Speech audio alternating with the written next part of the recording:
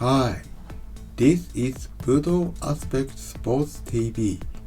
I'm takumi.yamanaka. Today's theme is why sumo wrestlers can't win in other sports. The true strengths and hidden weakness. Sumo wrestlers are sometimes called Chikarabito, people of power. It means they are treated as a symbol of strength in Japan. And yes, their physical ability is unbelievable. Even though many of them weigh over 100 kilograms, their average body fat percentage is roughly 20%, which is almost the same as ordinary adult men. So their bodies are basically huge masses of muscle designed only for small competition. However, when they challenge other martial arts such as MMA or kickboxing, getting a win becomes extremely difficult.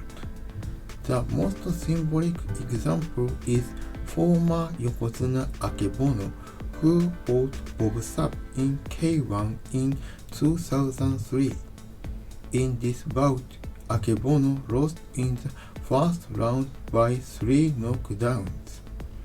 After that fight, many people started thinking, is sumo actually strong? Akebono continued to challenge several fighters in both K1 and MMA, but he won only one time, and that win was against an older opponent who weighed only about 80 kilograms. From here, this is my perspective. The biggest factor is the nature of sumo as a martial art.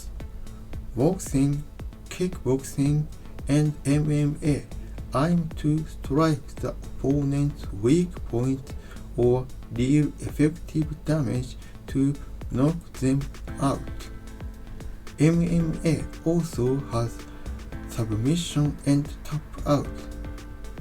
Boxing has a point system, but the fundamental purpose is still the same. So their character is completely different from sumo. Then, what is sumo's character?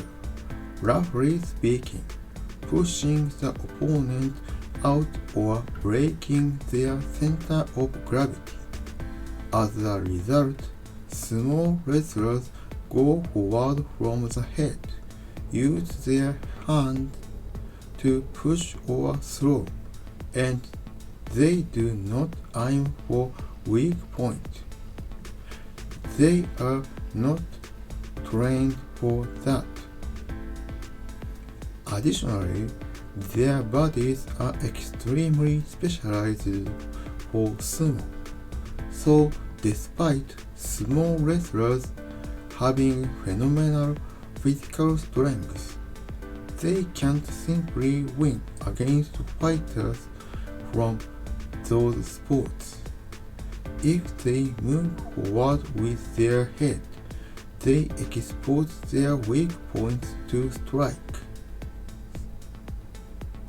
And because they basically always move forward and rarely choose to step back, they cannot avoid incoming attacks.